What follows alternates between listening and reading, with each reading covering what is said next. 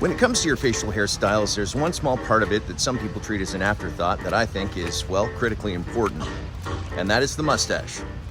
I've always said that the mustache is pretty much the vibe of the beard.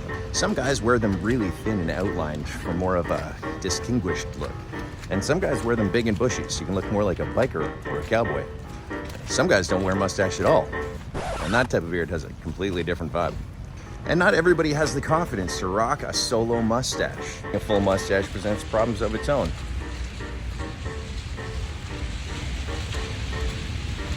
Yeah, but for those of you that prefer a terrific tash, fortunately, there's something in between, and we call it the Beardstache. Let's get into it. My name's Matty Conrad. I've been a professional barber for over 27 years, and in that time, I've built a number of barbershops and started a brand called Victory Barber and Brand. I spend most of my time traveling around the world teaching other barbers all my tips and tricks on how they can be better barbers. Now, I've been featured in a number of magazines, but more recently I've been showing up as a grooming expert on GQ's YouTube page. Collectively, that series has over 25 million views. So that inspired me to start my own YouTube page so I could answer some of your most burning questions and share with you guys my best tips and tricks to take your grooming to the next level. So here they are.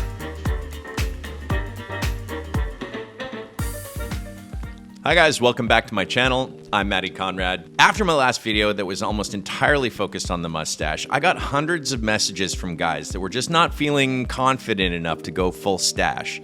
And they all wanted to know if there was something sort of in between that they could try out. Well, that's where the Beardstache comes in, and its slightly longer cousin, the Brogue. Now, both styles feature a very prominent mustache, but depending on your face shape, you may want to choose one over the other. To figure out which one is right for you, let's get into the nerdy stuff. All right, guys, once again, it's time for the nerdy stuff. Today, we're going to be talking about the Beardstache. Question number one is, of course, what is a Beardstache? Well, a Beardstache is a facial hairstyle where the face is fully covered in a substantial stubble, and the mustache is worn very pronounced, often in a handlebar, horseshoe, or chevron. It has become extremely popular in recent years due to fashion's current love affair with the mustache, and because it's been embraced by celebrities like Tom Hardy and Henry Cavill. It's exceptionally easy to maintain at home, usually just requiring a clipper and a guard, which will also add to its popularity. For handsome men with an oval or wider face shape, this is an excellent choice to give just a bit of structure to the jaw and to reduce that stark 70s porn star feel to the mustache. But it's not necessarily ideal or flattering to every face shape. Which is what leads us to question number two, what is a brogue? A brogue is a beard style that's a little bit longer version of a beardstache. It features a slightly fuller chin area while maintaining a distinct and exaggerated mustache. Now, it should be noted that some people refer to this as the Verdi beard. It's, of course, named after the 19th century composer Giuseppe Verdi, who gave us such musical works as La Traviata and Rigoletto. But you probably already knew that. I've just always referred to it as a brogue because with the turned up mustache points and curved top lines, it always reminded me of the shape of a brogue style shoe. Now, I know that I have had the internet in an uproar when calling a shoe a brogue. It is, of course, relating to the pattern of the shoe and that traditionally wingtip shoes have the same style toe cap, so perhaps I should call it the wingtip style. And if you want to do that, go right ahead. For me, it just sounds much cooler and more masculine to wear a beard called a brogue than it does to refer to your beard as a wingtip. But again, call it whatever you like. When you launch your own beard-focused YouTube channel, you can do whatever you want. This is often a much better choice for guys with diamond-shaped or heart-shaped faces that have narrow, pointed jaws, because it allows you to create a bit of width and fullness at the jawline, giving the look a bit more balance. It is usually paired up with a handlebar-styled mustache, and if you still aren't sure what that is, the English Handlebar Mustache Association describes it as a hirsute appendage of the upper lip that has graspable extremities. That's the most English thing I've ever heard. This is a slightly more difficult style to maintain at home, but you're in luck because we're going to walk you through the steps of how to create one right now. Let's get into it. This is my buddy Hugh. He actually found me through YouTube, and the first time he came and sat in my chair, he looked like this. Yeah, we cleaned him up a bit. But as you can see, he has a pretty narrow face shape, and his density on his cheeks is, well, a bit sparse.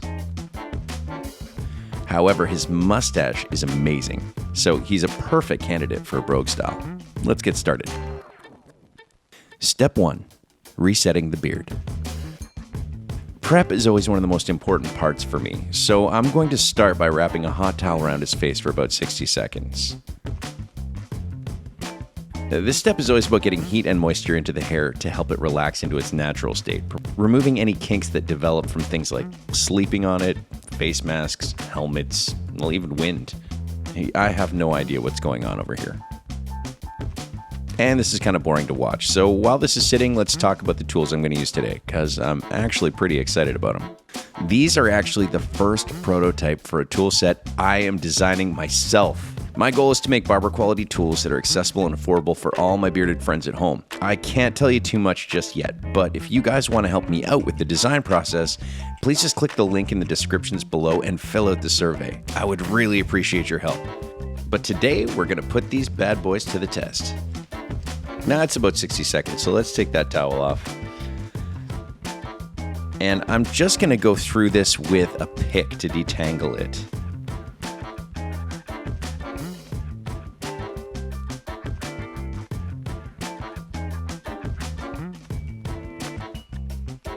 Now we're ready for step 2, blow drying. For this one, I'm going to grab my Dyson Supersonic and a brush, and I'm really going to focus on getting the shape of the mustache started first. So I'm going to come in with the airflow going upwards, which is going to be pushing the points of the mustache up, and I'm going to draw a brush through it and draw it out towards the sides of the mouth. This is the point where I want to start to separate out the mustache from the rest of the beard.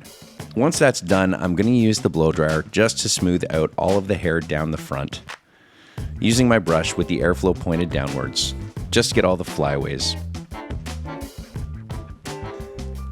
And now switch to the other side and blow the points of the mustache upwards. Then I'll angle the airflow down to smooth out the chin and the cheeks.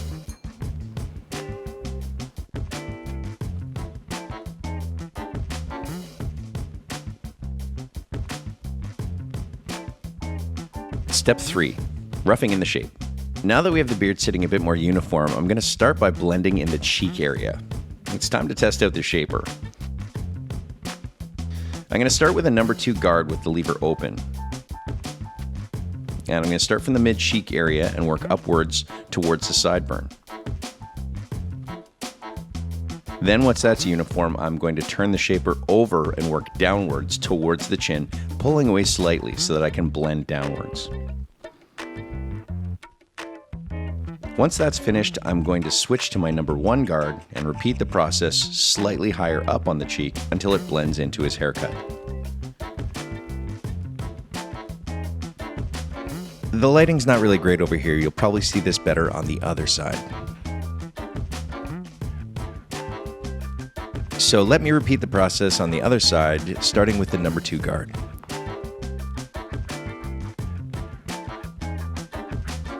Again, just working upwards to set the length, and then downwards with a C-stroke motion to blend.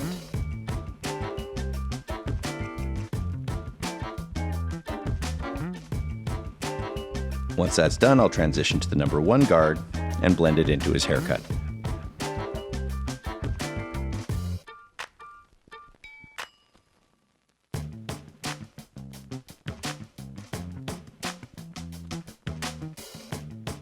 Step 4, setting the baseline. For this, I'm still going to use the shaper without a guard. I want to set a descending line just below the jaw right about here. So I'm going to push that line in from the side, nice and level, with the head tilted back, right towards the Adam's apple. Okay, so far this tool is performing perfectly. I think I'm going to like this thing.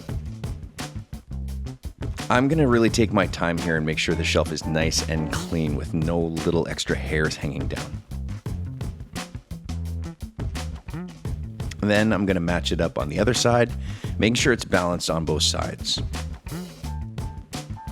So again, I'm going to take my line right about here, and I'm going to take my shaper inverted and push right in towards the Adam's apple and make that nice and clean.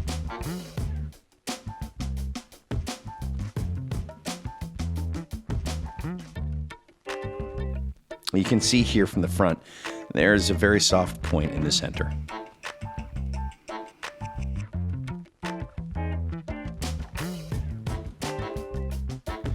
I don't usually like to make this too exaggerated, just a very soft point. It almost gives a bit of a rounded shape to the front. Time for step 5, freehand.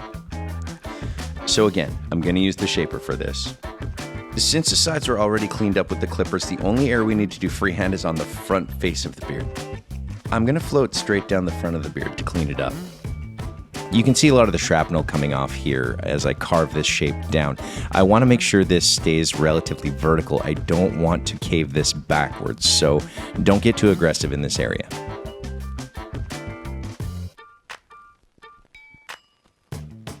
I'm going to lift the mustache points up out of the way when I clean the hair up at the side of the mouth. Cutting this area shorter will actually give you a more pronounced looking mustache, but be careful not to cut the mustache points off while you're doing it. The best way to do this is just to hold the mustache out of the way using a comb. Now remember, I'm doing freehand here, so I don't want to take this blade right down to the skin. I just want to float over it and carve the hair into a nice clean shape. I'm also going to use freehand to make sure the sides connect into the rest of the beard.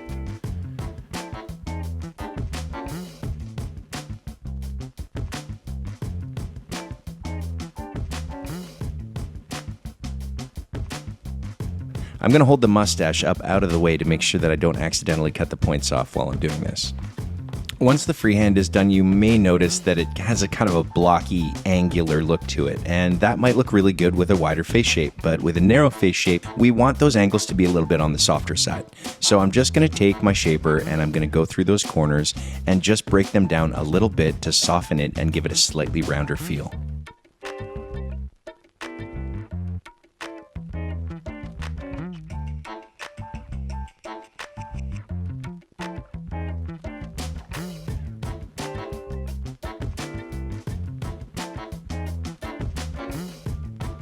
All right, step 6, the outline.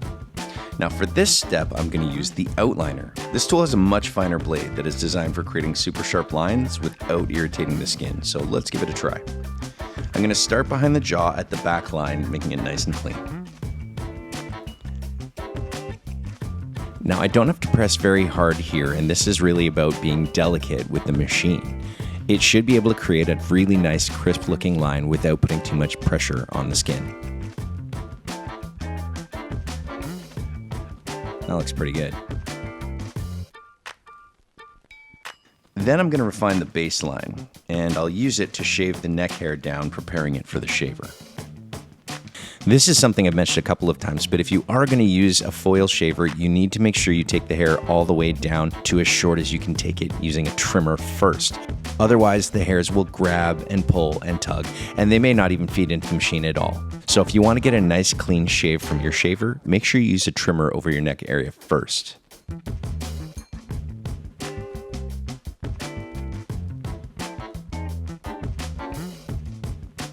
Even though Hugh has fairly patchy cheeks and the hair in that area has been shaved relatively short down to a number 2, when we start to add the outline to it, you can really start to see the effect that that has.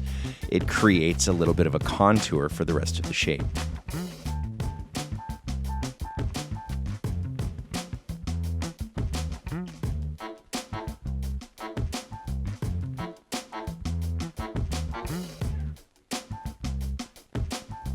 Now, once we've got that nice and clean on both sides, it's time to set the top line. Because Hugh has a narrow face shape, I'm going to create a curved or natural shaped top line. To do that, I'll place my thumb on the cheek and stretch the skin upward while setting a line between the top of the ear and the side of the mouth.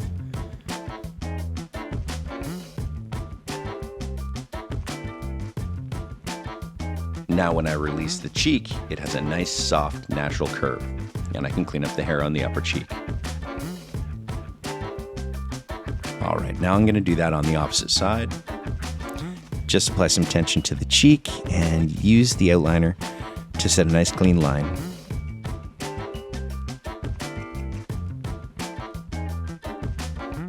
When I release it, voila, curved line. After I balance out both sides, it's time to trim the mustache. Now I want to preserve the points, which is the outer parts of the mustache, but I want to keep it functional too at around the peak, which is the center part of the mustache. So I'm going to sculpt it slightly to the sides and then just focus on creating a soft peak in the center. I'm going to turn my outliner to the side and roll it outwards, just to clean out the hairs that are growing down over the peak of the lip.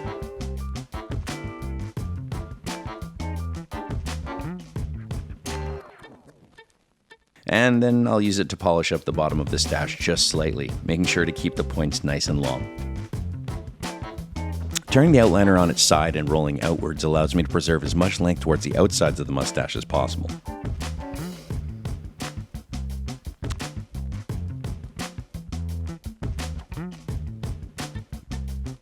Step 7. Shaving.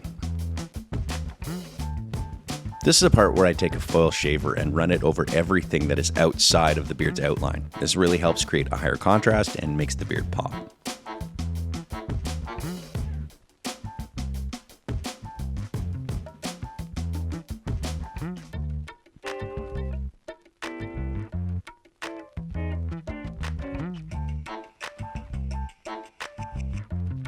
Step 8. Styling.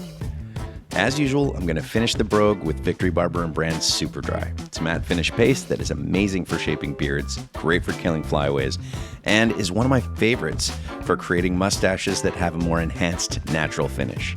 I really love this stuff. I use it in my own beard, and it always works really great on all of my clients. Most of them buy it when they go home. And just because I like you guys, you get 15% off of any purchase from victorybarberandbrand.com. Just use the checkout code YouTube15. You're welcome. All right, there you have it, guys. That's the brogue, one of my all-time favorite beard styles. Looks like he likes it too. Compared to the first time he came in, I'd say it's a pretty steep improvement. What do you think?